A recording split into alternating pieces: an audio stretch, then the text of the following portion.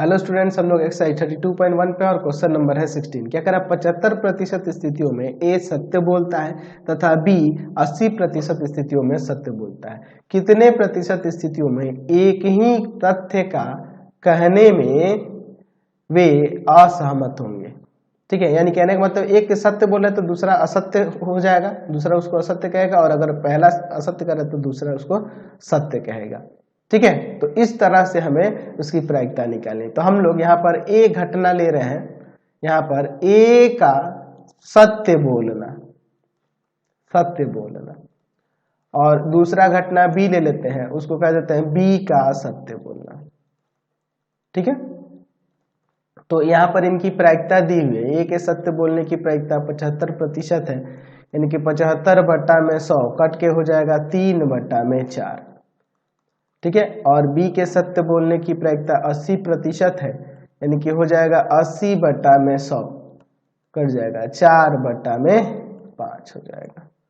ठीक है, चलिए अब इसके बाद देखते हैं ए के सत्य नहीं बोलने की प्रायिकता क्या होगी। तो 1 माइनस में सत्य बोलने की प्रायिकता, यानी 1 माइनस 3/4, यानी 1/4 आ जाएगा। और बी के सत्य नहीं बोलने की प्रायिकता 1 माइनस बी का सत्य बोलने की प्रायिकता 1 माइनस 4/5, यानी 1/5 आ जाएगा। हमें किसकी प्रायिकता निकालनी, तो हम लोग ऐसा प्रायिकता निकालेंगे कि एक ही तथ्य को कहने में वे असहमत हैं, इसकी प्रायिकता निकालनी है। तो मान लेते हैं कि ए सत्य बोलता है तो यहाँ बी सत्य नहीं बोलेगा, अगर ए सत्य नहीं बोलता है तो बी सत्य बोलेगा, है ना जी।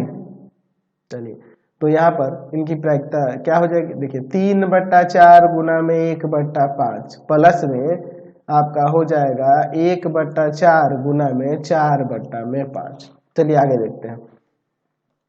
3/20 और प्लस में 4/20, यानी 7/20 इसकी प्रायिकता निकल के आ गई। समझ गए। Question number